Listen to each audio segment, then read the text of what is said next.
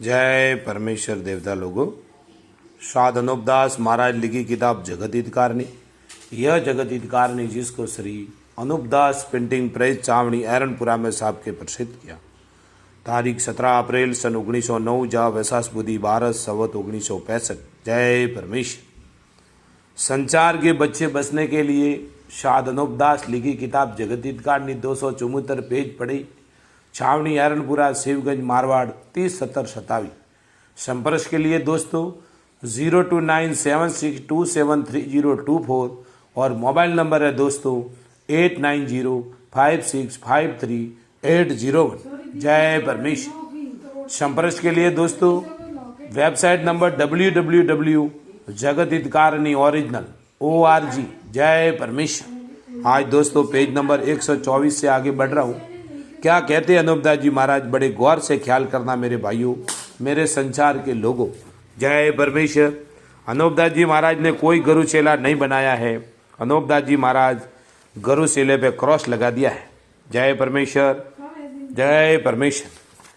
Page number 124 से आगे बढ़ रहा कि इन बनियों ने सबकी अकलों को अपने राक्षसी पाप से खराब कर दी है, जिससे राजा बादशाह गरीब गुरबा के सबूत को झूठा जानते हैं और अलावा इसके गरीब बनिए तो गरीब लोगों के नाम का झूठा कागज कर्जा देने का जालसाजी से मियाँ गवाही के बनवा लेते हैं और उस कागज पर मोहर छाप लगा के और पुख्ता करके रख छोड़ते हैं और इसी तरह से तालेवर बनिए अमीर लोगों के नाम का कागज कर्जे देने का झूठा बना लेते हैं और कहते हैं कि मुझसे फलाने अमीर सरदार ने इस कदर रुपया 1 रुपया सैकड़े के ब्याज पर लिए हैं और ब्याज के रुपया बनियों को वसूल नहीं हुआ होवे तो क्या काम करते हैं कि ब्याज के रुपयों को जोड़ के असल रुपयों में जोड़ देवे कि जो ब्याज के रुपयों का भी ब्याज शुरू हो जाए।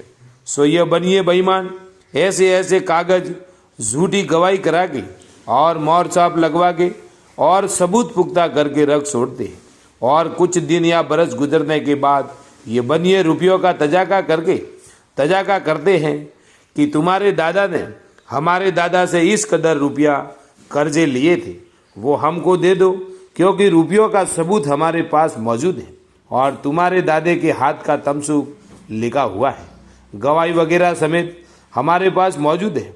सो उसने कहने से रुपया दे दिया जब तो खैर, नहीं तो ये वो झूठा जाली तमसुक राज में पेश करके और सौताई दे के नालिश कर देते हैं और रुपया वसूल कर लेते हैं।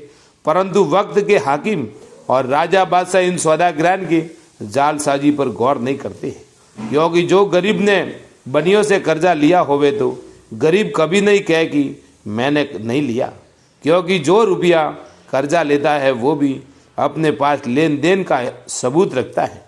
क्योंकि जब कोई शख्स किसी के पास रुपया कर लेता है तो वो शख्स भी याद रखने के वास्ते दिन मिति लिखवा लेता है और कई आदमियों को वाकिफ कर देता है कि इस कदर रुपया मैंने कर्जे फलाने से लिया है। उसकी दिन मिति उसी दिन वह भूल ना पड़े। परंतु सौदागर महाजन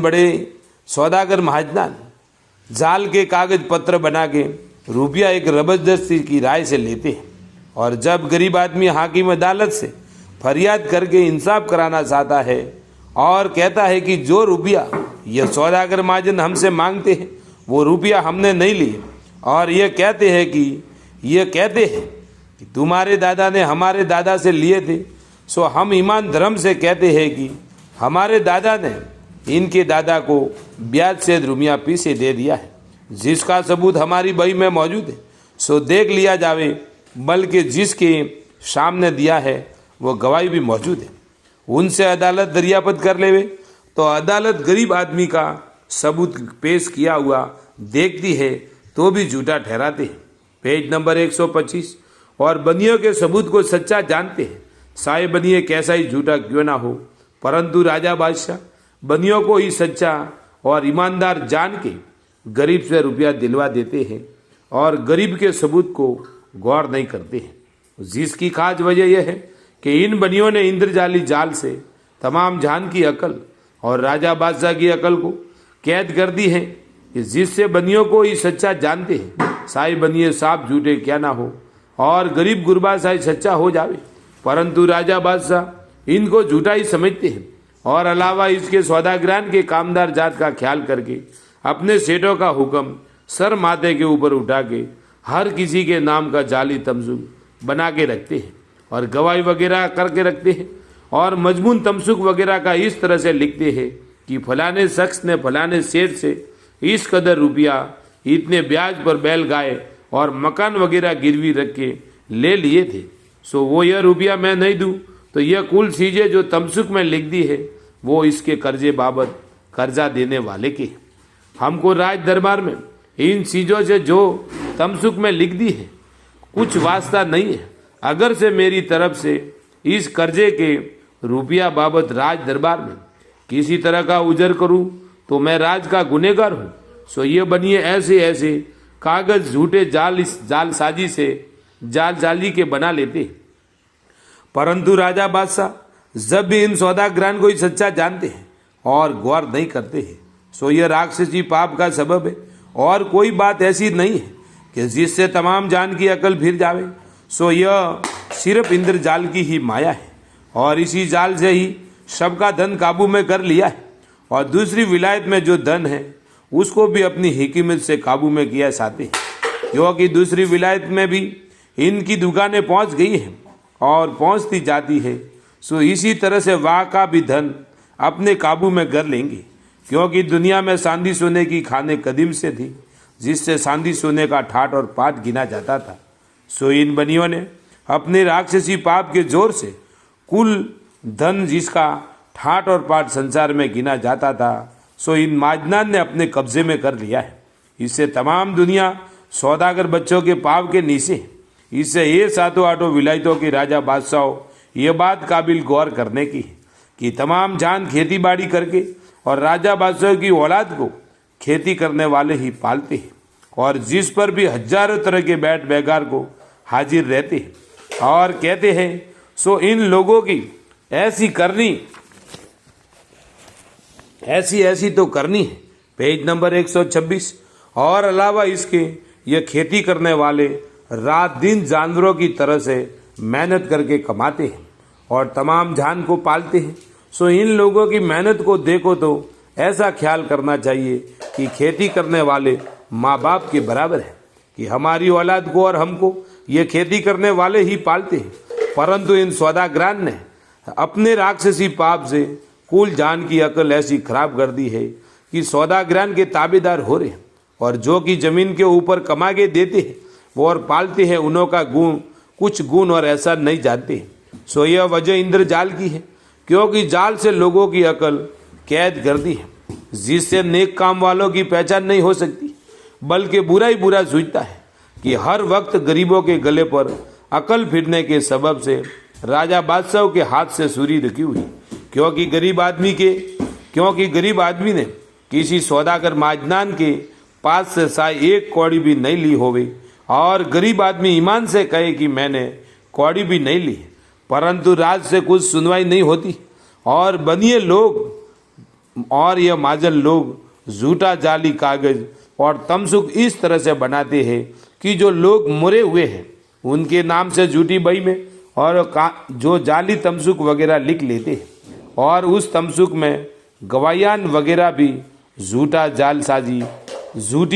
जालसाजी वगैरह की ऐसे लोगों की लिख लेते हैं कि जो लोग मर चुके हैं, यानी 7 पीढ़ी का कर्जा उनकी औलाद के साथ जालसाजी और फरेब दगाबाजी से कर लेते हैं, यानी परदादा से लिए थे या नहीं दिए, झूठिया रुपया ही मांगता है तो पर पोते से रुपया वसूल कर लेते हैं। सो ये तमाम जान के लोगों ये कोई इंसाफ नहीं हुआ, ये सारा सबब राक्षसी पाप का है जिससे राजा बादशाह को यह खबर नहीं होती है कि गरीब ने किसी के पास रुपया पैसा लिया है या नहीं लिया है, या यह माजन लोग गरीब को झूठा ही इल्ज़ाम देता है और अदालतों के हाकिमों की गरीब लोगों के सबूत पर बिल्कुल ख्याल नहीं होता। अगर बदियों के सामने किसी गरीब का सबूत झूठा भी हो जावे तो एक आदमी झूठा होवे या 2 झूठे होवे या 10 झूठे होवे यह नहीं हो सकता कि कुल बनिए ही बनिए सच्चे होवे और बाकी तमाम संसार के लोग सब झूठे हो जावे। ये तो राक्षसी पाप से बनियों ने तमाम संसार के लोगों को झूठों के मुआफिक कर दिया है। और अदालत गरीब आदमी से ये नहीं पूछती है कि हमारा सबूत या बही या रसीद वगैरह जो होवे तो अदालत में पेश करो। ये तो गरीब से कोई नहीं पूछता। और बनिया शायद झूठा होवे और शायद सच्चा होवे, उसको ही हर सूरत से सच्चा समझते, परंतु यह सारा ही सबब राक्षसी पाप का है। जय परमेश्वर। दोस्तों कल पेज नंबर 127 से आगे चालू होगा। शाद अनूपदास लिखी किताब जगदीतकारनी।